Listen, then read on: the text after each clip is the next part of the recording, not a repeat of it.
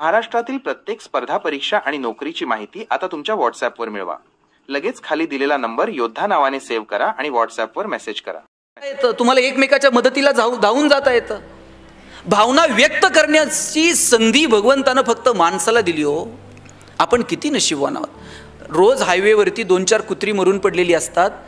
त्या कुत्र्याच्या पिलांना तक्रार करता येते पोलिसात जाऊन, आमच्या बापाची चूक नव्हती, याच्याच गाडीचा ब्रेक लाभला नाही साहेब, याची आमची तक्रार घ्या. धाब्यावरती रोज 10-5 कोंबड्या अशा त्या काठीला आडव्या बांधलेल्या असतात.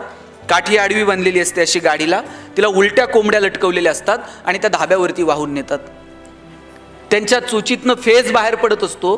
त्यांना भावना व्यक्त करता येते, आमचा शेवटचा प्रवास आहे, जरा नीट न्या. जनावरांना व्यक्त होता येत नाही. माणसंच आहोत आपण की आपल्याला व्यक्त होता येतं. मग आपण व्यक्त का होऊ नये? आपण बोललं पाहिजे, आपण संवाद साधला पाहिजे. आणि व्यक्त होण्यासाठी नेहमीच बोलावं लागतं असं नाही. कधी स्पर्शातून, कधी तुमच्या वागण्यातून सुद्धा आपल्याला व्यक्त होता येतं. पण या सगळ्या धावपळीमध्ये आपण व्यक्त होणंच विसरून गेलोय. माझी आज विनंती आहे की व्यक्त व्हा. मगाशी आम्ही जेवायला बसलो आणि आपल्याकडनं फोन येत होते की लवकर या. मी साहेबांना म्हटलं की 10च मिनिटात टिफिन संपवतो, आज संपवला पाहिजे. नाही संपवला तर परत उद्या टिफिन मिळणार नाही. बायकोनं दिलेला टिफिन चवीनं खाणं हा सुद्धा प्रतिसादच आहे. तिनं सकाळी उठून तुमच्यासाठी केलेल्या टिफिनसाठी. रोज ती तुम्हाला टिफिन घेऊन देते, सकाळी लवकर उठते, टिफिन पाठवते आणि तुम्ही धाब्यावर काहीतरी खातायत आणि तो टिफिन परत नेताय. 1 दिवस, 2 दिवस, 3 दिवस, 4थ्या दिवशी असं करून बघा. तुम्हाला कळेल 5व्या दिवशीचा प्रतिसाद काय ते. कधीतरी तुम्ही तुमच्या प्रतिसादातून व्यक्त व्हा. आणि नेहमीच प्रतिसाद काय माहितीये का, आपण प्रतिसाद द्यायला कमी पडतो. आपली भूमिका कायम प्रतिकाराची असते. नात्यात जर छान आनंदी राहायचं असेल ना तर प्रतिकार नाही, प्रतिसाद द्या. मी असंच लग्नाला गेलो होतो एका, आणि सगळे नवीन जोडपे होते. सामुदायिक विवाह सोहळा होता आणि भाषण करताना मी सांगितलं प्रतिकार नको, प्रतिसाद द्या. त्या नवीन जोडी होती लग्न झालेली, त्यांनी असं वहीवर तिथं लिहून घेतलं प्रतिकार नको, प्रतिसाद द्या, गणेश शिंदे. घरी गेल्यानंतर बायकोनं अशी आनंदात पर्स बिर्स फेकून दिली. नवऱ्याच्या असा डोळ्यात डोळे घालून पाहिलं आणि म्हटली मैं तेरे लिए मर जाऊंगी, मिट जाऊंगी. बायको म्हटली मैं तेरे लिए मर जाऊंगी. नवरा म्हटला बघ कसं जमते तसं कर. म्हटली हे काय? म्हणले ते सकाळी सरांनी सांगितलं ना प्रतिकार नको. कुठं प्रतिसाद द्यायचा आणि कुठं प्रतिकार करायचा हे जर कळलं नाही ना तर मग गफलत होऊन जाते. दुर्दैवानं नात्यांमध्ये काय झालंय माहितीये का, कुठं प्रतिकार करायचा आणि कुठं प्रतिसाद द्यायचा हे कळलेलं नाही. मगाशी मी म्हटलं ना की अहो काय हो मी कौतुक करतो की तुम्ही आज सगळ्यांना विथ फॅमिली बोलवलं. कधीतरी त्यांनाही कळलं पाहिजे आपला नवरा काय करतो. त्यांना फक्त इतकेच माहिती आहे की त्यांच्याकडे दिवे लावायचं काम आहे. कोणते कसे काय वर्षातनं एकदा त्यांनाही कळलं पाहिजे. त्यासाठी तुम्ही विथ फॅमिली त्यांना बोलवलं. आणि माझं सगळ्या महिला मंडळींना सांगणं आहे की नवरा बायकोचं नातं हे इतकं सुंदर आहे ना, ते आपण समजून घेतलं पाहिजे. आज ज्या यशवंतराव चव्हाण साहेबांच्या नावानं हे सभागृह आहे, यशवंतराव चव्हाण साहेबांची ही कर्मभूमी आहे. काय नातं असतं नवरा बायकोतलं तुम्हाला सांगतो.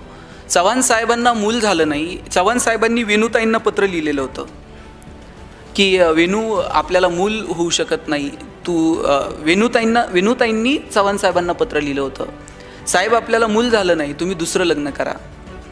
चव्हाण साहेबांनी परत पत्र लिहिलं वेणूताईंना, तुझं पत्र मला मिळालं, तू सांगितलेली संकल्पनाही मी वाचली, पण वेणू ज्या दिवशी तुझ्यासोबत मी फेरे घेतले तेव्हापासून तर शेवटच्या श्वासापर्यंत यशवंतराव वेणूसाठी आणि वेणू यशवंतरावासाठी परत असं पत्र मला पाठवू नको.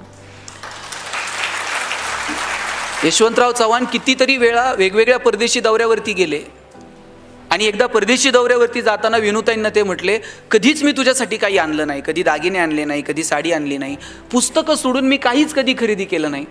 आता या दौऱ्यावरती मी जाणार आहे, तुझ्यासाठी काय घेऊन येऊ. यशवंतराव चव्हाणांचीच ती पत्नी पुढे आली, हातावर हात ठेवला आणि वेणूताई म्हटल्या काही नाही, लवकर आणि सुखरूप परत या, याच्यापेक्षा दुसरं काही नको. काय असतो नात्यांमध्ये. आणि नाती जपायला फार पैसे लागतात, आनंदानं राहायला महागडी गिफ्ट द्यावी लागतात, असलं कुणी सांगितलंय. ह्या बायका इतक्या भोळ्या आहेत, त्यांना गिफ्ट काही लागत नाही. मी आज पहाटे 5 वाजता उतरलोय आणि थेट इकडे आलोय. इथून परत घरी जायला रात्री 11-12 होणार आहेत. 12 वाजता कोणती बायको प्रेमानं दार उघडेल, वा वा वा वा एवढ्यात 12 वाजता आलायत, या स्वागत, असं होतंय का. 100% बायको रागातच दार उघडत असते. ती रागवल्यानंतर आपणही आवाज वाढवायचा असं असतं का? तिनं जर रागात दार उघडलं ना, तुम्हाला म्हणून सांगतो, तुम्ही असं 30 सेकंद फक्त तिच्याकडं राजेश खन्नासारखं बघायचं आणि एक डायलॉग मारायचा, तू ये म्हणून संसार चाललाय, नाही तर माझ्याच्यानं काय खरं आहे का? ती अख्ख्या कॉलनीत सांगते, एक नंबर नवरा भेटलाय म्हणते. काय लागतो? देवकांत साहेब, तुम्ही प्रयोग करून पहा. आज कौतुक करायला धाडच लागतं गायकवाड साहेब, हे काय सोपं काम नाहीये. मी असंच एका भाषणात म्हटलं, बायकोचं कौतुक करा. 4 लोक भांडायला आली माझ्याकडे. मला म्हटले, एकतर आमची बायको कार्यक्रमाला होती आणि तुम्ही असलं काय काय सांगत असताय, कौतुक बितुक करा. म्हटलं अडचण काय, तुला कौतुक करायला काय अडचण आहे? म्हटलं मला कौतुक करायला अडचण नाही, तिला ऐकायला येत नाही, त्याचं काय करू? म्हटलं मग दवाखान्यात घेऊन जा. हे संध्याकाळी जाताना दवाखान्यात गेला, डॉक्टरांना म्हटला बायकोला ऐकायला येत नाही. डॉक्टर म्हटले, किती अंतरापर्यंत तिला ऐकायला येत नाही ना, हे घरी जाऊन मोजून ये म्हटले. हा घरी गेला, बेल दाबली, पोरानं दार उघडलं. बायको किचनमध्ये होती. किचनमध्ये बायको हा दारात, यानं दारातूनच आवाज दिला, अगं भाजी काय केली? तिकडून काहीच प्रतिक्रिया नाही. याला कळलं, हॉलच्या दारातून ऐकायला येत नाही. थोडासा हॉलमध्ये पुढे गेला, सोफ्यावरून आवाज दिला, अगं भाजी काय केली? किचनमधून काहीच प्रतिक्रिया नाही. याला कळलं प्रकरण गंभीर आहे, हॉलमधून पण ऐकायला येत नाही. किचनच्या दारातून आवाज दिला, भाजी काय? काहीच प्रतिक्रिया नाही. शेवटी बायकोच्या मागं जाऊन उभा राहिला आणि कानात ओरडला, अगं भाजी काय केली? बायकोनं हातातली कढई अशी दंदिशी आदळली, म्हणली 4 वेळा सांगितलं ना तुला बटाट्याची केली म्हणून.